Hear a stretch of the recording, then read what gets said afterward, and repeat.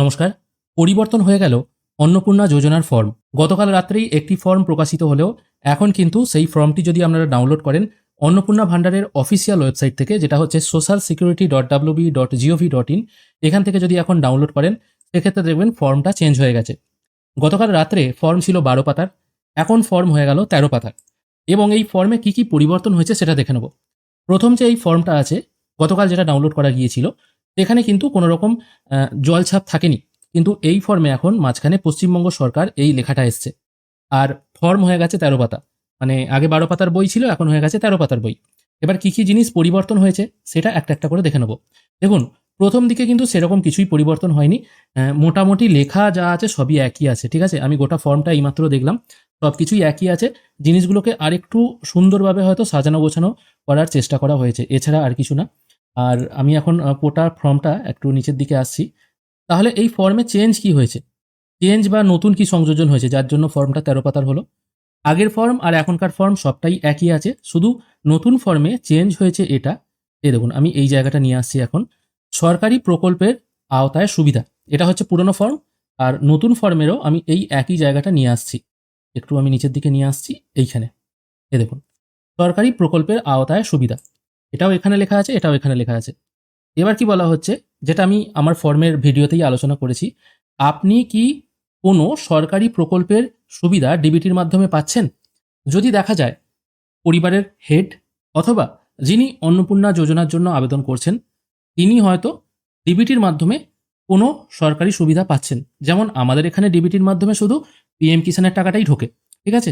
এরকম কেউ যদি পান, সেটা পরিবারের প্রধানও হতে পারে, বা পরিবারের যিনি অন্নপূর্ণা ভাণ্ডার পান তিনি হয়তো পরিবারের প্রধান নন, তিনি হয়তো ফ্যামিলি বা সদস্য নাম্বার 1 বা সদস্য নাম্বার 2 এরকম কেউ হতে পারে। তিনি হয়তো পান, যদি পেয়ে থাকেন সেক্ষেত্রে দেখা গেল যে সদস্য নাম্বার 1 তিনি হয়তো অন্নপূর্ণা যোজনা পান বা লক্ষ্মী ভাণ্ডার আগে পেতেন। অন্নপূর্ণা যোজনা পান বলাটা ভুল, তিনি লক্ষ্মী ভাণ্ডার পান আর কি। তো সেক্ষেত্রে প্রকল্পের নামের জায়গায় তিনি যদি পিএম কিষাণ পান, এখানে 1 নম্বরে লিখতে হবে পিএম কিষাণ। আর এই অপশনটা নতুন অ্যাড হয়েছে, আপনি কি এই প্রকল্পটি থেকে নিজেকে প্রত্যাহার করতে চান, মানে আপনি কি পিএম কিষাণ বন্ধ করতে চান? যদি চান তাহলে এই হ্যাঁ অপশনটায় টিকমার্ক দিতে হবে। আগে কিন্তু এটা কিছু থাকেনি। আগে কি ছিল, আপনি কি সরকারি প্রকল্পের কোনো সুবিধা ডিবিটির মাধ্যমে পাচ্ছেন? যদি পান তাহলে হ্যাঁ করবেন, যে সদস্য পান আর কি। ধরুন সদস্য 1 পেলেন, সেক্ষেত্রে হ্যাঁ করবেন এবং কোন প্রকল্পের সুবিধা পান সেটা এখানে 1 নম্বর ঘরে লিখে দেবেন। কিন্তু নতুন ফর্মে করা হলো কি, আপনি যদি কোনো প্রকল্পের সুবিধা পান সদস্য 1 এর জায়গায় হ্যাঁ করবেন, যদি না পান তাহলে তো এগুলো ফিল আপ করতে হচ্ছে না। কেউ ধরুন পান পিএম কিষাণ, সেক্ষেত্রে এটা হ্যাঁ করতে হবে। প্রকল্পের নামের জায়গায় এই 1 নম্বর জায়গায় লিখতে হবে পিএম কিষাণ। আর তারপর বলা হচ্ছে আপনি পিএম কিষাণ থেকে নিজের নাম ক্যান্সেল করাতে চান কিনা। যদি হ্যাঁ আপনি টিকমার্ক দিয়ে দেন ভুল বশত, তাহলে কিন্তু আপনার পিএম কিষাণ 100% বন্ধ হয়ে যাবে। এটা একদম নিশ্চিত ধরে রাখুন, কারণ ফর্মটা কিন্তু চেঞ্জ করা হয়েছে। আবারও বলছি, আগের ফর্মে কিন্তু এরকম কোনো অপশন থাকেনি, শুধু হ্যাঁ না ছিল। এগুলো কাদের জন্য, আপনি কোনো সুবিধা পান কিনা। ধরুন সদস্য 1 পেতেন, তাহলে হ্যাঁ করবেন এবং সরকারি সুবিধার নামটা কি, পিএম কিষাণ যেহেতু আছে এই জন্য আমি পিএম কিষাণ নামটাই বলছি, সেই নামটা বসিয়ে দিলেন। সেটাকে তিনি ক্যান্সেল করতে চান কিনা, এই অপশনটা কিন্তু এখানে থাকেনি। এখন কিন্তু এই অপশনটাও যুক্ত হয়ে গেছে। তাই ফর্ম যখন ফিল আপ করবেন খুব সাবধানে ফিল আপ করবেন। এই পাতাটাই শুধুমাত্র এই হ্যাঁ না করে এটা নতুন করা হয়েছে এবং পাতাটাকে আরেকটু বাড়িয়ে দিয়ে এই 12 পাতাটার নিচেই আগে 13 পাতাটা ছিল আর কি। এখন দেখুন এই 12 পাতার নিচেই 13 পাতা ছিল এবং নিচের অংশটা ফাঁকা ছিল। এখন কিন্তু এই 13 পাতাটাকে সম্পূর্ণ আলাদা করে দেওয়া হয়েছে। মানে এই ঘোষণা বা সম্মতি এই অংশ থেকে সম্পূর্ণ একটি আলাদা পাতা করে দেওয়া হয়েছে। বাদবাকি কিন্তু মোটামুটি সব একই আছে। শুধুমাত্র এই জায়গাটা একটু জানি ফিল আপ করবেন, যখন দেখে শুনে ফিল আপ করবেন। আর তার থেকেও বড় কথা হচ্ছে, এই মুহূর্তে কেউ ফর্ম ফিল আপ করবেন না। অনেকে ভাবছেন ডাউনলোড করে রাখি, ফর্ম ফিল আপ করে রাখি, আজকে তো ছুটি, আগামীকাল যখন বিডিও অফিস খুলবে আমরা সোজাসুজি গিয়ে ফর্ম জমা দিয়ে দেবো। এখনো পর্যন্ত কোথায় ফর্ম জমা নেওয়া হবে সেটা বলেনি।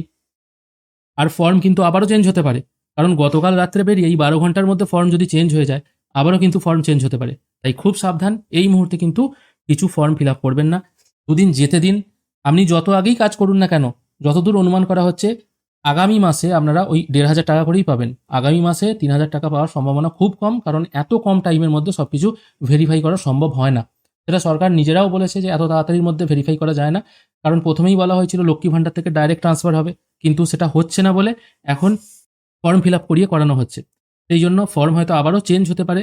দুদিন স্টে করুন, দেখুন কি হয়, তারপর কিন্তু ফর্ম ফিল আপ করবেন। আর ভুলবশত এগুলোতে যদি কেউ হ্যাঁ দাগ দিয়ে দেন তাহলে কিন্তু মহাবিপদ। আপনাদের কি মতামত অবশ্যই জানাবেন। আজকের ভিডিও এখানেই শেষ করছি। ভিডিও যদি ভালো লেগে থাকে অবশ্যই একটি লাইক করবেন। ভিডিও দেখার জন্য অসংখ্য ধন্যবাদ। ভালো থাকবেন।